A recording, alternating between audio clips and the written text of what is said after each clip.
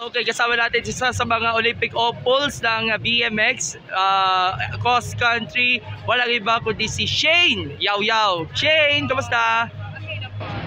Alright, Shane, first of all, congratulations sa isa ka sa mga paparangalan dito sa Women in Sports Awards Night. Ano ang pakiramdam nun?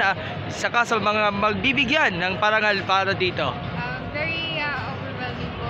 Sobrang happy po kasi first time ko po magka-award po, and also this is my biggest achievement ko na rin po ito kasi hindi ko figure na mabilang po bilang awardee po sa prestigious na event po na ito. Okay, Shane, you're busy right now dahil ikaw ay isa sa mga inimbitaan na maglaro sa training camp po para sa Olympics doon sa mismong training venue dyan sa may Paris para dito sa beat. Are excited para sa iyo, and even si EJ Flores na magkakaroon ng opportunity na mag-train sa venue para i-boost yung chances nyo para magkalaro sa Paris. I'm very happy po na mapabilang po doon, mapabilang yung Philippines po sa naimbitahan po para po makapag-ensayo po doon sa course po sa MTB, for the MTB cross country po for Paris 2024 po. Very happy po kami, and we're doing our best po para mag-qualify po ang mountain bike. Okay, Shane, natutuwa tayo dahil ang dami mga atleta from cycling ang namamayagpag sa international stage, even sa locally, kasi nag-compete ka last weekend sa Phil Cycling. Pero bago ko bigay yung inyong mensahe sa mga women, kumusta nga pala experience na makapaglaro doon sa National Championships? Your assessment? Syempre po, yun po yung pinaghahandaan po ng lahat po talaga. Every year po, yung Philippine National Mountain Bike Championship po.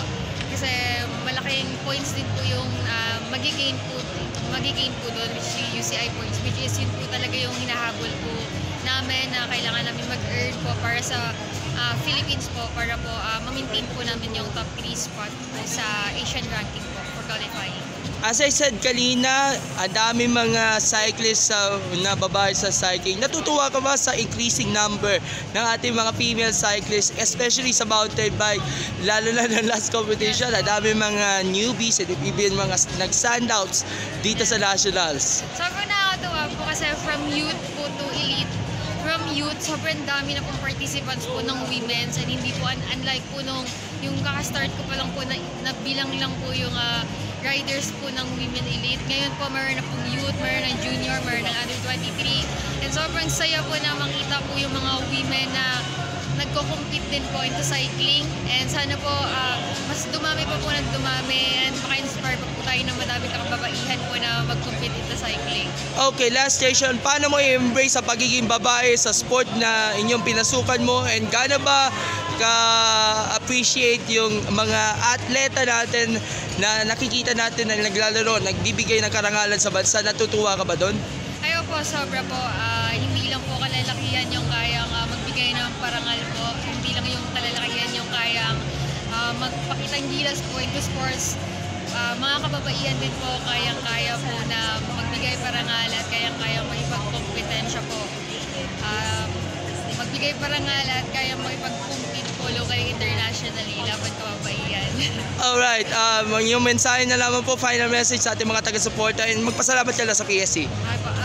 Unang-una po, nagpapasalamat po sa NSA namin sa Phil Cycling po, and also to Philippine Sports Commission po for giving me this opportunity, this award po na pabilang po as awardee dito sa Women in Sports Awards 2024 po, and I'm so happy po, and maraming salamat po sa lahat na sumusuporta, sa lahat po ng mga nagdadasal, naniniwala po sa kakayanan ko po, and I'm hoping po na patuloy po yung suporta niyo po at pagdarasal po.